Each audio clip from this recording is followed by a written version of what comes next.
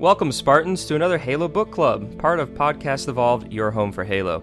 I'm your host, Oren, and with me today is David. Hello, everybody. And Krista. Hello. And today's book club is on Palace Hotel. It's one of the short stories from Halo Evolutions, the essential tales of the Halo universe, written by Robert McLees, and it is loose retelling of the events of the level Metropolis in Halo 2, with major differences in events and locales and dialogue and everything else. Loose is used really very loose. loosely. Really loose. It's pretty loose. It's kind of disgusting how loose. It pretty much got like the city right, and it had Master Chief. Everything else is really the locations are it's just like we'll get into it, but if you were to play the mission Metropolis and then read this story, you would swear it's two different events that revolve around a scarab. The scarab is like the only thing that carries over. But we'll get into all of that. But before we get started, some housekeeping. If you're new to the show, welcome. Podcast Evolve is a host to a variety of shows. This is Halo Book Club, where we talk about the Halo novels, short stories, and comic books. Our other shows are the main Podcast Evolve feed, Mission Debrief, Builds with Blocks, and Halo Headlines. And we have a partnership with HCS Pro Talk with Josh and Will, where they discuss the latest information within the competitive Halo scene with an emphasis on community every week.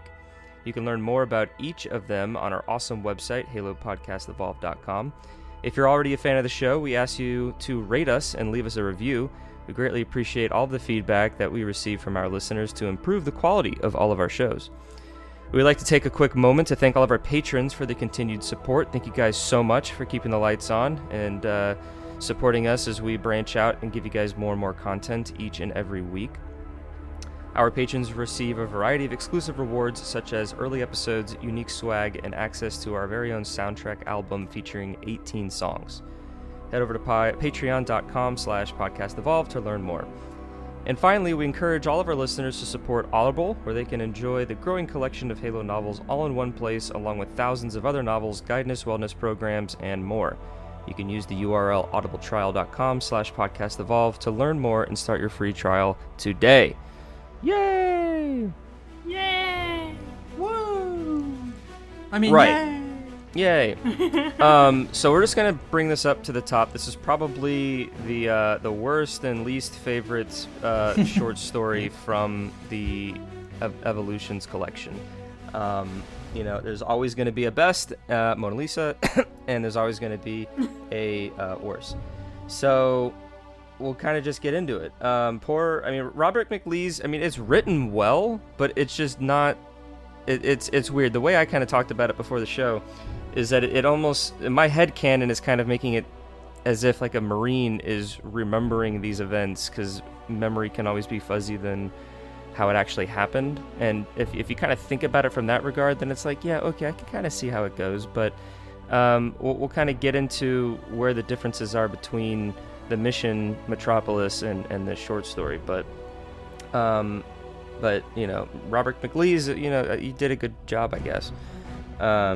Fine effort. Tor Books was originally the publisher, and then it did the re-release in 2019 through Simon & Schuster. It's available on all platforms, or re-released multiple times in 2009, 2010, and then the 2019 editions. And it's a short one. It's only about 30 pages. it felt long. Oh, it felt long because it was just like, this is just wrong. Like, Yeah. but I will say there is a moment which I'll talk about that I think was written very well, that I did like having a sort of like novelesque interpretation of the events compared to how we as the player played it in the game, which we'll talk about, which I think is kind of the strong section right in the middle of the short story. The summary is that this story is set during the Battle of Mombasa, and it follows the Master Chief as he makes his way to the heart of the city on a mission to board the Solemn Penance from the other end of the bridge to a Marine outpost in the city where he meets a childhood friend. And so it's such a strangely worded summary, because like it's literally him and Cortana trying to stop the scarab to like destroying the city. And then, yes, there is his sort of side mission that he's trying to do, which is to capture the Hierarch. which is, what was that, Project Red Flag? Something like Yeah. Operation Red so. Flag, that he had all the way back in the beginning of CE. Reach. And Reach, yeah. So anyway, so Chief's still trying to do that, and from the mission in Metropolis, you start on your bridge, like this says, and you battle your way through Covenant until you reach the Scarab at the end of the level. So this is in October 2552, and it takes place new on Bossa Earth. We all kind of know that. We have some interesting characters. We have the Master Chief, of course, and Cortana. We have Corporal Palmer, a Private Sullivan. Question mark? Yeah, question mark. There's also like a corporal or like a Private Locke as well. Question mark? Question mark. But this Palmer character is not Sarah Palmer from Halo 4 and the Spartan 4s and all that kind of stuff. When I first read this, I was like, what? No way. Is she really like here? Because she's described as a redhead, and And she totally reacts to meeting John in Halo 4 for the first time. Yeah, and that was like, this Yeah. is kind of like strange. I was While wondering. this Palmer is begging for his babies. Yeah, That was a that's weird scene. that was interesting. I'm surprised that made it in there. I want your man gravy. All right. Good talk. It's like, it, Jesus. it was such an extreme notation to just make a point how she doesn't want to run 50 meters to get into a warthog and possibly die. I'll let you shoot me up with your man gravy, but I ain't running. I will aliens stop can being a shoot me Marine. You know what? I'm just gonna read it. Where is that thing? It's too. Just read it, please. It's too good. Just read it. Spoilers, but You sent it to us in or chat. actually, I'll do this. I'll tell you what. I'll get to that point. But basically, John makes his way. Like the story starts at the beginning of the outskirts level, where everyone's in a Pelican after they gave the Covenant back their bomb and they had the whole Cairo Station stuff. But then the Scarab shoots it down and it crash lands, and then that's where the mission outskirts begins. But then the story very quickly just jumps to him already being near the bridge that leads into the city proper, which is fine, but like that's then the end of, or that rather the beginning of Metropolis, where a giant tank gets dropped off, and you have Michelle Rodriguez being like, that tore right through us, and then Sergeant Johnson's like, get it together, Marine. We had a that's not the Share the Rock one. It's the I know what the lady's like. That's what that line is. But anyway, so then it just kind of goes from there, and Chief meets these other characters, this Palmer character, Sullivan, and they're separated from their squad, which they are in the game. They have character models, and assuming that you're playing on an easy difficulty and they're able to stay alive, they do go with you throughout the whole level. But it kind of just vaguely goes through these actions that are a little disjointed from the game, until you get to that one part where you exit the sewers and there's that sniper that's facing behind you, or you're approaching the sniper and you kill him, and then there's like an amphitheater round area, and it's like completely overrun by other Jackal snipers. There's some ghosts, and like that's like a really crazy cool guy on a warthog running around. Yeah, crazy guy on a warthog. Like it's a really cool moment in the game, and I think this is where like the story actually shines the brightest, because you get some really cool descriptions and Chief ordering these Marines around and kind of tactically taking down all these people, because in the game you just walk over and just start killing everything and the Marines just kind of do their thing. But like what is kind of cool is that the story like takes a moment for Chief to like, okay, here's what the op is, guys. We're gonna do this. You guys are gonna flank on this side. And so like that sort of like added layer, I think is kind of cool, because you get to do that in a short story or like a novel. But like, if only that was present throughout the whole book or throughout the whole short story. But yeah, this is where this moment comes to where like Chief's like, all right, Palmer, you're gonna go run over here and take this warthog. And she's like, now wait just a darn minute. And here's what she says, guys. It's pretty funny. She says, Chief, Chief, I believe I can honestly say that even though you are an honest-to-Buddha one-man death squad, and that if you were to ask nicely to give up my lucrative career in the Corps and start pumping out your babies as fast as you can put them in me, then there is no way that I'm gonna run across a 50 goddamn meter of open terrain covered by 3 jackal snipers that I can see just to jump into an open vehicle. Throwing myself on a goddamn grenade makes more sense than that. Hot damn. That's spicy talk right there. And it's just like, holy cow, that was a mouthful just to say you don't want to do that. But I guess she has the hot for Chief. Never seen his face. I give it a 0 out of 10. Yeah. Very weird. Very weird indeed. Just why? Why did we have to put that in there? I didn't want to know that. I didn't want to visualize that. And I'm scarred for life. I'm suing. It's just so weird. It's just so Christopher, over we the like top. them. Yeah, it's so out of place. Yeah. I mean, obviously, like the Palmer character in this is a real character because she gets like all the dialogue essentially.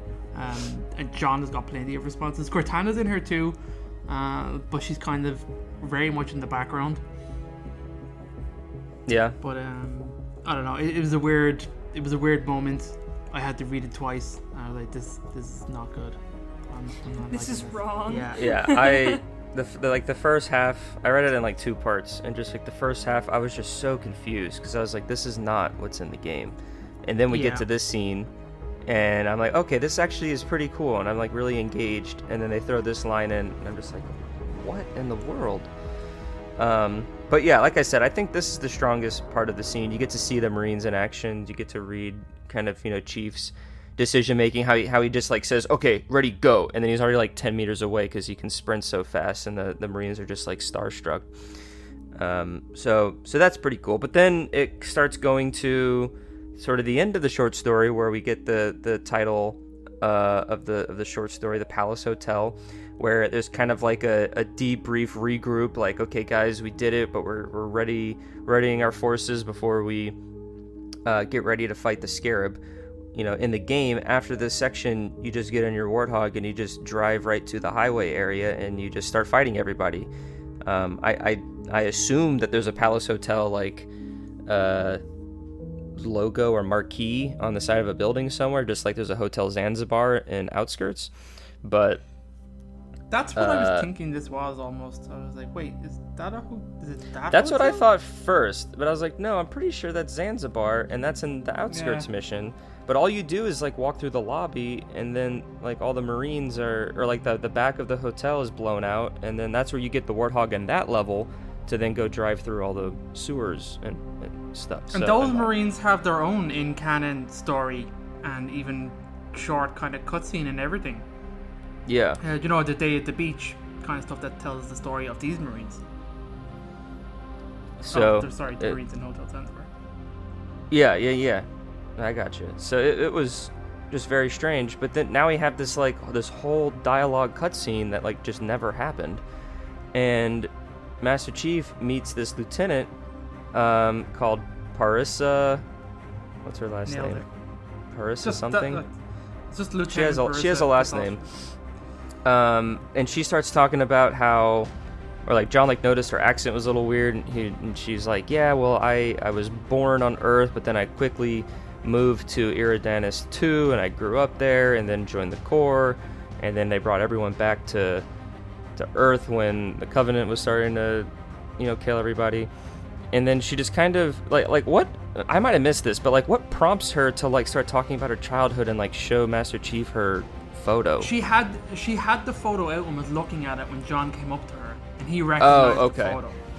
Because people just stare at photos in their free time. I don't understand. Well, it's like this. She's not. So this is like years later after John gets abducted, and you think there'd be a different photo or like a different memory that she'd be holding on to. Like this is supposed to be like soldiers looking at something. Like this is what they're fighting for. They're looking at their dog tags, or they're looking at a dead kid. And it's like she's looking at a childhood kid who she like had a crush with. And then John remembers and recognizes that it was like, oh, that was me, and this is someone who I used to know, and I got abducted and did this whole thing, and I was flash cloned, and so she had all these memories with a clone that then died, and so she's like heartbroken, and it just felt so forced, and I was just like, what is? Yeah, it's and so because out of place. and because everything else in this short story was already like not really correct, it just was like, well, what do I make of this? So yeah, I don't know, but that's basically it. Like That story just kind of ends with like, okay, we have a bunch of wraiths coming up towards us, and they say 4 numerous times, 4 wraiths coming, and then it's kind of like, okay, well in the game there's 2, and then and there's like a bunch of and drops off some ghosts and stuff and some jackals. yeah. And it's like, oh, it's Cortana made it sound like that she brought everybody here to be a distraction, to lure the because the Scarab was going to come through here. So she's like, oh, I will redirect all these forces, which is cool on paper. I'm like, that's cool if Cortana did all that in the background while you were playing that mission. But the fact that everything that happens in the mission is so different to what happens in the story kind of ruins it. And then it's like, okay, the Scarab's coming, and John is smiling behind his helmet. Great. It's just, what? It's like, oh wait, we're childhood friends, but I will say nothing. And we shall Golly. continue and ignore that this ever. Do you think Chief always smiles behind his helmet? All the time, constantly. You think so?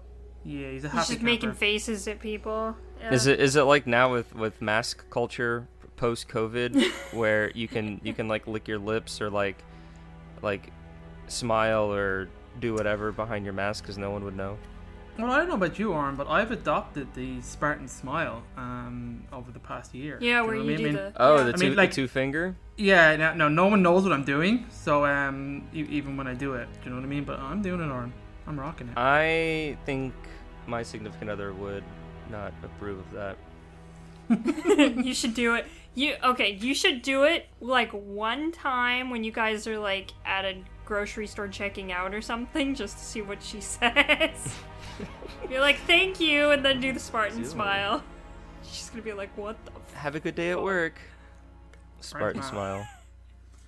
And just like have like stone face, not even smiling. We should make just that. do We should make that a Spartan smile. meme. Sees Craig as an Easter egg in Halo Infinite. Hashtag Spartan smile. Yeah, I like it. So, well, that's. I mean, we kind of just blazed through that, but like honestly, like it's hard to talk about this because it's just so different from the game. But like, the pacing I felt was just kind of off, and the really only interesting part was the big battle towards the final third of the short story where we took out all the jackal snipers. And actually, shooting our lead's face off point blank with a Gauss hog was pretty that was sweet. cool. I'll give you that. Chief also kills a jackal by shoving his index and middle finger through the back of its skull and out of its eyes. Yeah, That's hardcore. Like That that's was pretty testosterone there, if I'm not gonna lie. I That's thought a it was kind of flex. sus. I'm like, how the fuck did you do that? Like, He's why just not, like, I like- used my pointer and my middle finger together to make a spike. spike. I And mean, then it's It probably okay. makes sense because he can probably do that with Milner with like, a whole bunch of these aliens. Why didn't he just bash the guy's skull in with his fist? And Yeah. that's Why like- are we doing It was Why- the first why time not he just ever punch did him? this and was like, oh shit, I bet he was behind that mask. He was going, Everyone oh, else fuck. is dying around in the city. He's like, I wonder if I can do this. It's like, oh my god, well, just bash his face in. Why are we doing this, like, Cortana's spike like, thing? hey, try this cool thing. I think you can do it. You should try it. It'll be super pog, Chief. And Chief's like, fuck yeah. You want to impress It's this girl? almost- This is what you do. That girl wants my babies. It's almost like Chief was going through the game, and it's one of those random event achievements where it's like kill this guy a certain way. It's like you gotta do the 2-finger death punch. In the most aggressive and brutal way Spartans kill everything. But yeah, it was pretty So- crazy. Other than that, there's nothing overly of note. Well, in the did story. anyone else, like, I had a huge problem with the phonetic spelling Yes, of stuff. I did too. That I was didn't- hard to. Yeah. Yeah, that was weird. Like, ATV was like AEE-TEE-VEE instead of just the letters. When she's saying like your CO, like your commanding officer, it's spelled like SEE, yeah. like OOH. I was like, oh my god, so unnecessary. my brain just skipped it. Yeah. Right? Like, I didn't even read that part, so anytime that happened, I didn't know what was going on, because my brain was just like, we're not dealing with this right now. You just skip it. You'll figure it out later. Yeah. I mean, the other thing that was in the story that I liked was he describing the reason for the city being constructed the way it was. I'm like, oh, that's interesting. It's a tether city, therefore it's built in blocks that are sectioned off with big barriers in between them, so that if something happens in one portion of it, like the tether collapses, it will only wreck some of the city and not all of it. I'm like, that is cool. And that explains why the city is built big massive walls in between certain sections and stuff. That was cool. That's probably the only thing really takeaway I got from this. And just before we finish, I did look up the Palmer character to see, okay, who is this person from and why she's not Sarah Palmer. So she's just called Corporal Palmer, but her kind of in the production note here, which I like. So this character is based on the red-haired female Marine voiced by Laura Prepon. So this is the actress from the 70s show. There was a whole bunch of obviously voice actor cameos in Halo 2, and she does the Marine that gives you the shotgun. So she comes up and goes, "Take this, sir, it's close quarters on the other side." And that's right before you come into the open area where you murder the shit out of that jackal with your 2 fingers into the skull. That's where you meet her. So that's what this character is based off. So apparently this short story is a loose adaptation of this character, which is interesting. That they actually decided that, okay, yeah, this person here is Palmer, and that's her name, and here's a short story that she features in. But there you go. Just so you know. Yeah, the character is in the game, so yeah, like the word "loose" is used loosely, is the way I'll put it. Yeah, so, for sure. But hey, it's a story, we got to cover it, and that's what we think of it. I don't think anyone necessarily needs to read it, but if you want to know what it's all about, you can. Don't read it. Just play the mission. Yeah, you'll have a better time. Yeah, they give you a tank in the mission. They don't give you a tank in the book. Like, I don't get it. Well, anyway, I guess that's it, guys. This will be a short one. I mean, it is what it is. So, thank you all for joining us. Like we mentioned at the top of the show, you can find every episode to all of our shows on our website, halopodcastevolve.com. It also features links to our Discord server, Facebook group, Patreon page, Xbox Live Club, as well as other contact information. Once again, another special shout out to all of our patrons for supporting the show, making everything possible. Ow. You guys are hot. Yeah. Corporal Palmer, yeah, she'll say one of those lines to our patrons if you're into that kind of stuff, you know. Oh my god. And finally, if you want to leave us a voicemail about this episode, if you really want to, or another episode, or anything Halo related for that matter, you can give us a call at 205-EVOLVED, which is 205-386-5833. And with that, I've been your host, Oren, and until next time, everyone, evolved! Evolved!